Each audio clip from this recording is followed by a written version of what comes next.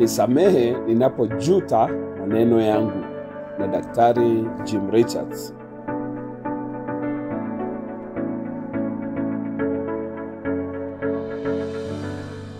Uchungu katika maisha yangu leo ni maneno niliyoyazungumza jana.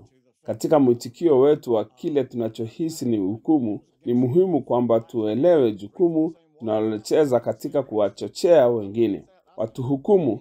Ingawa si sawa kwa mtu yeyote kuhukumu, bado itafanyika tu. Ni bure kwetu kupiga kelele si haki. Kusii kwa namna hiyo hakutatusaidia mbele ya washtaki wetu. Kwa kweli, inaweza hata kuwachochea kwa shambulio kali zaidi. Ikiwa tunampanda mbegu za hukumu na ukosaji, tunaweza kuwa na hakika kwamba tutavuna vivyo hivyo.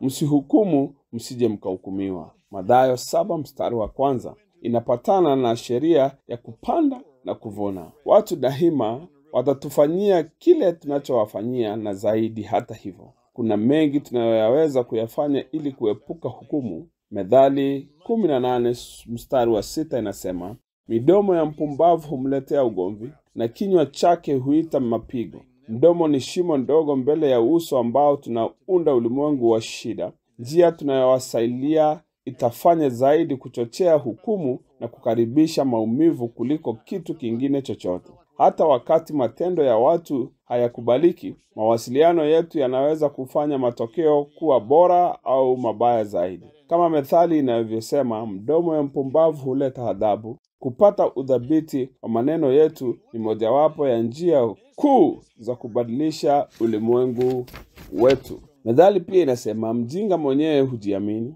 hafurahii kuelewa, bali kufunua mawazo yake mwenyewe ni yeye mwenyewe. Methali 18:2. Tamaa ya kutoa maoni yetu inaweza kuwa chanzo cha dhiki zetu nyingi. Mpumbavu hutoa hisia zake zote, lakini mwenye hekima huzizuilia. Methali 29:11. Maandiko haya yanatupatia umaizi wa mawasiliano ambao unaweza kutusaidia kuepuka maumivu. Nilipokuja kwa Bwana kwa mara ya kwanza, lugha yangu ilikuwa mbaya sana na nilizungumza kwa ukali na watu. Ilikuwa njia ya mtaani. Kwa sababu hiyo, watu walianza kunihukumu kuwa mtu wa kulaani, asiyesamehe. Wakati huo sikuweza kuelewa ni wapi walikuwa wakitoa maoni haya. Kwa kweli, nilikuwa mwenye kujali sana na mwenye huruma. Ingesaidia kama mtu angesema, unaponiambia hivi ndivyo inavyofanya nihisi. Hivi ndivyo ulivyokusudia. Lakini hakuna aliyefanya hivyo. Baada yake, watu waliunda tu hukumu zao na kuzungumza kunihusu kama kwamba hukumu zao zilikuwa sahihi. Usiku moja, wezi wa ndoa walikuwa wakinitembelea nyumbani. Tulikuwa tunacheza michezo na wenzangu alifanya hatua mbaya sana. Nilitoa kauli ya vitisho ambayo hata sikumaanisha. Ulikuwa ni msemo wa lugha ya mtaani, lakini sikuwa nikizungumza na mtu anayeelewa lugha yangu ya mtaani. Nilikuwa nikizungumza na mtu ambaye alichukua tishio langu kwa uzito sana. Kama mwingine ambao nilikuwa nimemuudhi kwa sura yangu mbaya ya nje. Hakuniambia neno lolote, lakini niliona macho yake yaliposema. Nilijua huyu jamaa amenitikisha. Nilimwomba msamaha, lakini uharibu ulifanyika. Hakukuwa na kitu ambacho ningeweza kufanya wakati huo kurudisha maneno yangu na kubadilisha uharibifu. Ilibidi kukubali kuwajibika kwa matokeo ya maneno yangu kwa mtu huyo. Tunapohukumiwa au kuchunguzwa, mara nyingi tunashindwa kukubali daraka la jinsi maneno yetu yanavyoibua maoni na hukumu za wengine. Tunadhani walipaswa kujua kwamba sikumaanisha hivyo. Kwa kweli, tunawaomba watu hukumu kwa wazo hilo. Tunakaa tu hukumu itoke kwa niaba yetu. Hata hivyo, hatuwezi kutarajia watu wasome mawazo yetu. Katika Mathayo 12:37 Yesu alisema, kwa maana kwa maneno yako utahesabiwa haki, na kwa maneno yako utahukumiwa. Kama mtu alivyosema kwa busara, fanya maneno yako kuwa matamu na laini, huenda ukalazimika kuzila. Mara nyingi tunachoweza kujua kuhusu mtu ni kile tunachoona au kile tunachosikia. Chochote zaidi ya hapo ni hukumu. Wakati watu wana maoni duni juu yetu kulingana na maneno yetu, hawako katika hukumu.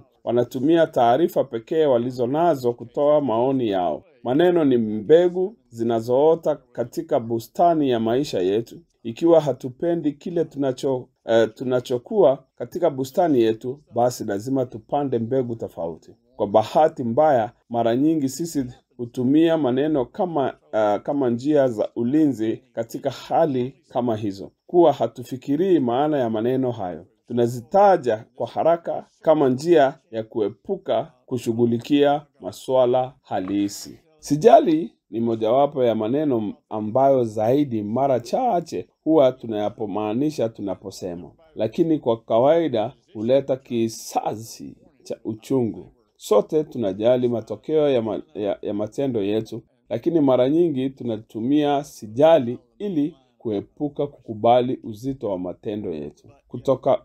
Kutokuwepo kwa mawasiliano mengine yote ya maana wakati wa kujali masuala muhimu ya maisha, sijali inaweza kuwa taarifa ya kuishi ya kutisha sana. Ikiwa tunasaidikisha mtu tunayewasiliana naye kwamba hatumjali, hatuna haki ya kulalamika inapotendea kana kwamba tunamaanisha lile jambo. Hatupaswi kamwe kutumia kejeli na majibu ya kichepuko tunapokuwa katikati na mawasiliano yenye maana. Ikiwa hatujui jibu, tunapaswa kusema sijui. Ikiwa hatutaki kuzungumza juu ya jambo fulani, tunapaswa kusema sitaki kuzungumza. Ikiwa tunatishwa na jinsi mtu fulani anavyotuhitaji, tunapaswa kusema mazungumzo haya yananifanya niogope. Tunapaswa kujifunza kusema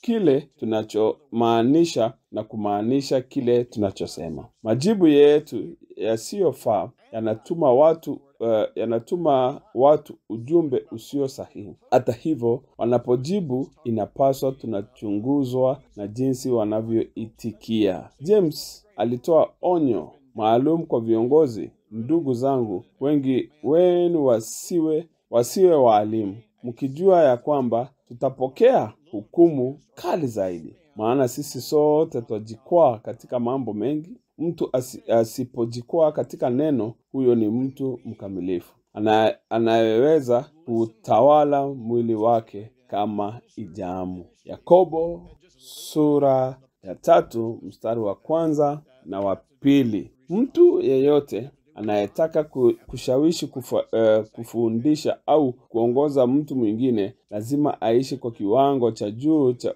uwajibikaji. Hasa katika eneo la mawasiliano, sio Mungu ambaye atawahukumu viongozi kwa ukali zaidi. Ni watu, hasa zaidi ni watu ambao tunatafuta kuwaongoza. Eneo ambalo watatuhukumu kwa ukali zaidi ni mawasiliano yetu. Je, tunakosea katika jinsi tunavyowasiliana? Je, mawasiliano yetu ni wazi na yanaeleweka? Je, tunakubali jukumu la kuwa mwasiliani mzuri, au tunawauliza wale walio karibu nasi watambue tunamaanisha nini hasa? Utu wa mtu utajazwa matunda ya kinywa chake, na kwa matokeo ya maneno yake ni lazima arithike, iwe jema au baya. Mauti na uzima ziko katika uwezo wa ulimi, na wanaojiingiza humo watakula matunda yake kwa ajili ya kifo au uzima. Methali 18 mstari wa 20 na 21. Wakati hatupendi jinsi watu wanavyotuhukumu, ni lazima tukubali daraka la kibinafsi. Badala ya kufoka na kushambulia, ni lazima tuulize, ninafanya nini au kusema nini ambacho kinachoelea mwitikio wa aina hiyo. Tunapotambua jukumu letu katika kuchochea maoni ya wengine, tunapata kitu ambacho tunaweza kufikia kutatua hilo tatizo.